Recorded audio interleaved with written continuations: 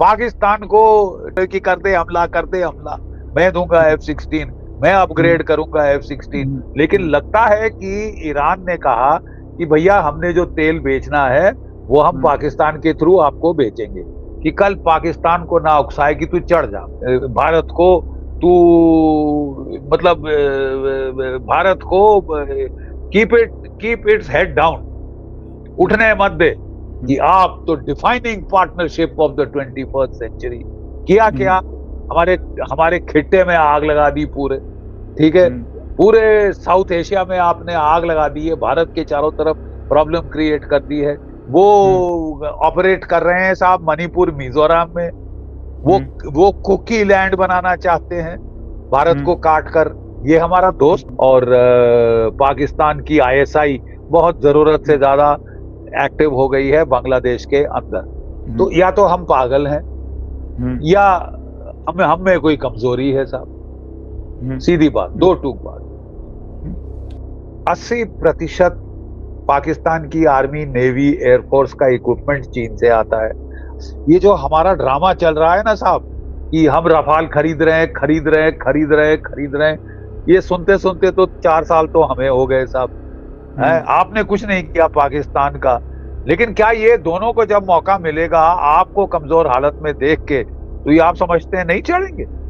America, Donald Trump है महान, दुनिया के बेसरताज बादशाह, उसकी गुलामी कर लो, 250 साल की गुलामी की आदत आपको है। देखिए, ये अमेरिकन बड़ी मीठी मीठी बातें करते हैं, मुंह में राम राम, बगल में छुरी लेके घूम रहे हैं। ये मीठी बातें कर रहे हैं रूस से, ये मीठी बातें कर रहे हैं हमसे, कि आप तो defining partnership of the 21st century. किया क्या, हमारे खिट्टे में आग लगा दी पूरे, ठीक है, पूरे साउथ एशिया में आपने आग लगा दी है, भारत के चारों तरफ प्रॉब्लम क्रिएट कर दी है। आपने हमसे $1 अरब खाए, हाथ नहीं लिया, और जो हमको 100 इंजन देने थे GE-404 हमारे तेजस के लिए, कितने आए हैं आज तक मालूम? आज तक पहले तो 2 आए थे, रो पिटे, प्रधानमंत्री जी ने बात करी तो जाके 5 और मिले, 7 आउट ऑफ 100। 3 साल हो गए इनको $1 अरब पेमेंट किए हुए, पहले एडवांस पेमेंट ली। ये हमारे दोस्त है, ये इनके जो सैबोटेयर्स और असैसिन्स हैं वो ऑपरेट कर रहे हैं साहब मणिपुर मिजोरम में, वो कुकी लैंड बनाना चाहते हैं भारत को काट कर। ये हमारा दोस्त है, इसको किसी खिट्टे से दोस्त समझना। पाकिस्तान को कि कर दे हमला, मैं दूंगा F-16, मैं अपग्रेड करूंगा F-16। तो साहब हमको अभी तक शत्रु बोध नहीं हुआ, तो या तो हम पागल हैं या हम में कोई कमजोरी है साहब, सीधी बात, दो टूक बात। इस कारण ये गेम तो थोड़ी देर से पक रही है। 80% पाकिस्तान की आर्मी, नेवी, एयरफोर्स का इक्विपमेंट चीन से आता है।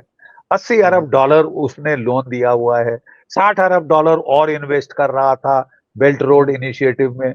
तो टोटल अमेरिका के पूडल की रोल निभा रहा है, अदा कर रहा है बड़ी मुस्तैदी से। और अब चिढ़ के उन लोगों ने, अब जो है, जहां तक अभी ये खुलकर नहीं आया है, लेकिन लगता है कि ईरान ने कहा कि भैया हमने जो तेल बेचना है वो हम पाकिस्तान के थ्रू आपको बेचेंगे।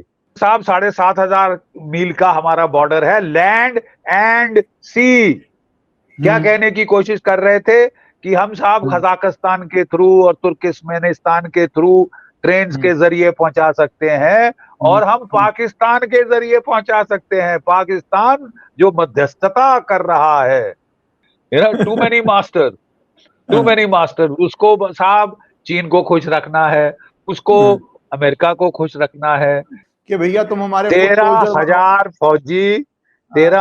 फौजी, 20 F-16 और JF-17 जहाज। सर पर इसमें एक इंडिया भी जो अभी प्रेशर कर रहा है, जिसके लिए पाकिस्तान फिर UN जा रहा है, US जा रहा है, वो इंडस वाटर ट्रीटी को लेके गर्मी शुरू हो गई है, सस्पेंशन चल रही है। सो सर अभी UN गया है और UN का कुछ क्या ही कर लेगा UN, कि वो सस्पेंशन को हटाओ, फ्लो करो, टाइमली इंफॉर्मेशन दो, रोको मत। और डोनाल्ड ट्रंप की हूड़मती ठीक है, वो 500 पहले 50% आप पे टैरिफ लगाए थे दोस्ती के नाम पे, अब 500% टैरिफ लगाने की बात कह रहा है। तो वो बंदा क्या गारंटी है कि कल पाकिस्तान को ना उकसाए कि तू चढ़ जा भारत पे, कर दे टेररिज्म, ये कर वो कर, भारत को तू मतलब भारत को कीप इट्स हेड डाउन, उठने मत दे, इसको इन्वॉल्व करके रख अपने साउथ एशिया में, साउथ एशिया के ऊपर सर ना उठा सके। तो ये अगर चीज होने वाली है तो वी हैव प्रॉब्लम्स कमिंग।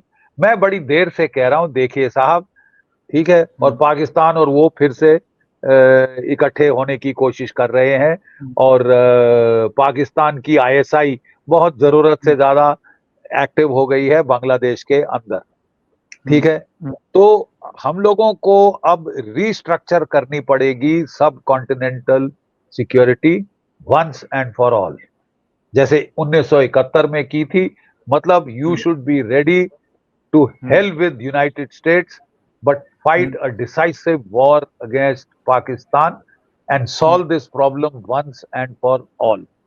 आप इसे पोस्टपोन करेंगे, जबकि चीन ने अपनी ताइवान प्रॉब्लम सॉल्व कर ली होगी, तो ये दोनों चल के आपके ऊपर चढ़ जाए। आपने तो नहीं कुछ किया है, जब चीन वहां पे बिजी था, आपने कुछ नहीं किया पाकिस्तान का, लेकिन क्या ये दोनों को जब मौका मिलेगा आपको कमजोर हालत में देख के, तो ये आप समझते हैं नहीं चढ़ेंगे? इंडिया प्लेस्ड इन दिस के भारत के लिए क्या इसमें अगर एक या दो लेसन हो इस पूरी सिचुएशन में, क्योंकि एक तो आप कह रहे हो कि पाकिस्तान पे this is the right time, US is busy, Pakistan में बलूचिस्तान भी है, अफगानिस्तान वॉर भी है, वाटर ट्रीटी भी है, पर भारत के लिए सर कोई की लेसन आपको लग रहा है इन पिछले 2 सालों में जो ये हालत हो चुकी है वर्ल्ड की? देखिए साहब, हमको अपनी मिलिट्री ताकत बढ़ानी पड़ेगी। हम जितना भी कह लें कि ये शांति का युग है, अफसोस असलियत ये है कि हर जगह लड़ाई हो रही है। 4 साल से यूक्रेन में चल रही है, ये 3 साल से मिडिल ईस्ट में चल रही है, जब से हमास का तमाशा शुरू हुआ था 23 में, ठीक है साहब। और ये ईरान की लड़ाई तो 2 महीने चल गई है और अभी अंत नहीं हुई है। वहां पे लड़ाई के बादल छा रहे हैं, ताइवान स्ट्रेट पे। आपका भारत पाकिस्तान का क्या होगा, कुछ कहा नहीं जा सकता। तो एक तो हमको साहब जल्द से जल्द अपनी मिलिट्री पावर बढ़ानी होगी। ये जो हमारा ड्रामा चल रहा है ना साहब, कि हम रफाल खरीद रहे हैं, खरीद रहे हैं, खरीद रहे हैं, खरीद रहे हैं, ये सुनते सुनते तो 4 साल तो हमें हो गए साहब, कि अभी आरएफपी हो गया, अभी ये होगा, अभी वो होगा। ये ब्यूरोक्रेसी करते रहिएगा साहब, बाद में जो लेना है वो लीजिए। अगर आपको 160 रफाल चाहिए तो ले लो, नहीं तो सुखाई खरीदो 30, वो कोई प्रॉब्लम नहीं है, अपने देश में बनते हैं। और आपको चाहिए Su-57, क्योंकि पाकिस्तान जो है वो J-35 5th जनरेशन फाइटर चीन से खरीदने वाला है। उसके पायलट ऑलरेडी ट्रेनिंग कर रहे हैं चीन के अंदर, ठीक है। तो जो ताकत बढ़ानी है अपनी साहब जल्द से जल्द बढ़ा लीजिए, कि हमको 10 साल हैं, कोई पता नहीं, जब हम तैयार हो जाएंगे हम तैयारी करेंगे, हम पहले भारत मंडपम बना ले, हम दूसरी पार्लियामेंट बना ले, हम ये कर ले, हम वो कर ले। साहब please please be aware of what is happening around you. और इस कारण बड़े बड़े कठिन दौर से हम गुजर रहे हैं, क्योंकि दुनिया में रस्साकशी चल रही है। यूनिसेंट्रिक यूनिपोलर ऑर्डर बनेगा या बाइपोलर ऑर्डर बनेगा? क्या America will be considered the biggest hegemon, या चीन? कौन सबसे बड़ा हेजेमॉन माना जाएगा?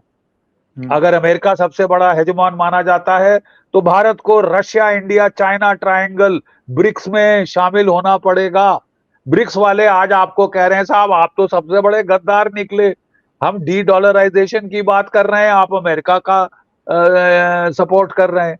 देखिए, आपको इस देश में एक तबका है जो कि समझता है कि अमेरिका चढ़ता सूरज, अमेरिका, डोनाल्ड ट्रंप है महान, दुनिया के बेसरताज बादशाह, उसकी गुलामी कर लो, 250 साल की गुलामी की आदत आपको है, तो अब इनकी गुलामी सही, श्वेत हमको चाहिए, लॉर्ड एंड मास्टर, कि तलवे कौन ज्यादा चाट सकता है।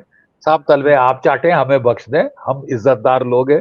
अमेरिका आप पे जरूरत से ज्यादा दबाव और दादागिरी डाल रहा है। वो आपको कह रहा है 51st स्टेट बन जाओ, जैसे वो कनाडा को बोल रहा है। कोई अस्तित्व नहीं, कोई सॉवरेनिटी नहीं, फैसले मैं लूंगा कि तुम तेल कहां से खरीदो। भारत तेल कहां से खरीदेगा ये फैसला वॉशिंगटन लेगा, ना ईरान से ना रूस से, 5 गुना ज्यादा उसको देके अपनी इकोनॉमी तबाह करेगा तो करे। अगर हमारे नेशनल इंटरेस्ट को कल चीन की तरफ से खतरा आता है तो हम मुड़ के इसकी तरफ चले जाएंगे, ठीक है। और मैं नहीं समझता चीन भी इतनी आसानी से करेगा, ठीक है। अगर वो करेगा वो तब करेगा जब वो ताइवान का फैसला हो गया है, फिर वो फ्री है आपको तंग करने के लिए। जो आप पहले कह रहे थे विंडो ऑफ अपॉर्चुनिटी है ये हमारी कि ताइवान चाइना सॉर्ट करे, उससे पहले पाकिस्तान को सॉर्ट करो, पाकिस्तान को सॉर्ट आउट कर डालो, नहीं तो पछताओगे, पछताओगे बहुत। ये मैं बार बार कहना चाहता हूं कि we must play our cards well. बहुत बहुत संगीन स्थिति है। आपको ब्रिक्स के लोग बोल रहे हैं कि आप हमसे, आप तो प्रेसिडेंट हो ब्रिक्स के, आप दगा कर रहे हो ब्रिक्स के साथ अमेरिका की चमचागिरी करके। ये अमेरिका का महिमा मंडन करना मुझे समझ नहीं आया था। इस वक्त अमेरिका शरेआम आपसे दुश्मनी मोल ले रहा है, मीठी बातें कर रहा है और छुरी मारे जा रहा है। आप भी मीठी बातें करे जाओ लेकिन अपना इंटरेस्ट बचा के रखो। You should know which side your bread is buttered on, ठीक है। और हमको साहब ये बिल्कुल जो है ब्रिक्स का सहारा जो है, एक जो ब्लॉक बन रहा है जिसके हम प्रेसिडेंट हैं, वो हमको नहीं छोड़ना चाहिए।